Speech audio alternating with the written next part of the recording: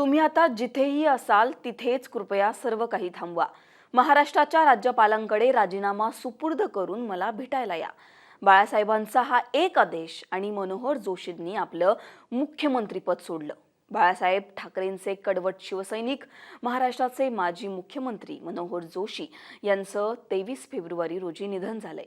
मनोहर जोशी यांच्या जाण्यानं राजकीय वर्तुळावर शोककळा पसरली आहे। जोशी यांनी आपल्या राजकीय कारकिर्दीमध्ये मुंबईचं महापौरपद, राज्याचं मुख्यमंत्रीपद आणि लोकसभेचे अध्यक्ष अशी प्रतीक्षित पदे भूषवली होती। दरम्यान मनोहर जोशी यांचं मुख्यमंत्रीपद गेलं तेव्हाचा एक किस्सा राजकीय वर्तुळात चांगलाच चर्चेचा विषय ठरला होता।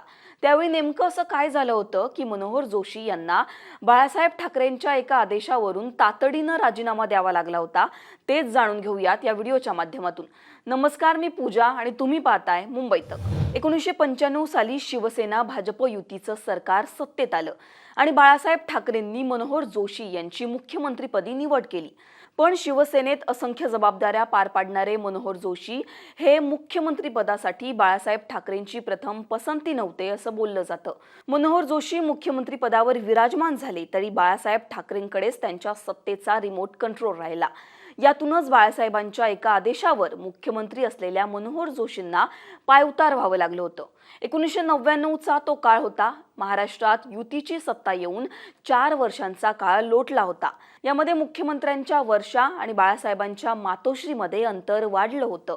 या सगळ्यांमध्ये पुण्यातील एका भूखंडाचं प्रकरण न्यायालयासमोर आलं।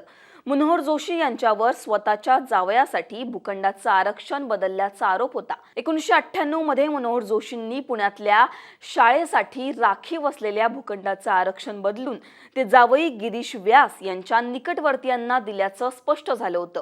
या भूखंडाचं आरक्षण बदलून त्या जागी त्यांनी 10 मजली इमारत बांधल्याचंही समोर आलं। प्रकरण सुप्रीम कोर्टात गेलं। जोशींसारख्या उच्च शिक्षित मुख्यमंत्र्यानं फक्त जावयाच्या फायद्यासाठी अशा प्रकारे शाळेच्या जागेचं आरक्षण बदलणं संतापजनक असल्याचं म्हणत सुप्रीम कोर्टाने जोशींना फटकारलं। याच पार्श्वभूमीवर बाळासाहेबांनी मनोहर जोशींना तातडीनं राजीनामा मागितला।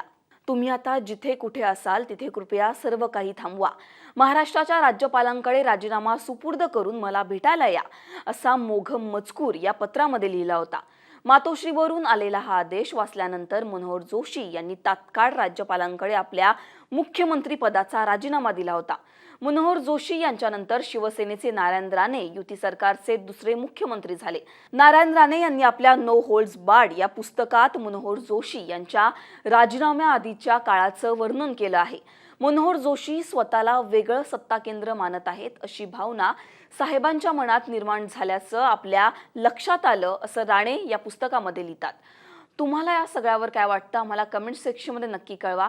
हा व्हिडिओ तुम्हाला आवडला असेल तर याला लाईक करा, कमेंट करा, शेअर करा आणि मुंबई तकला तुम्ही सबस्क्राईब केलं नसेल तर सबस्क्राईब करायला विसरू नका।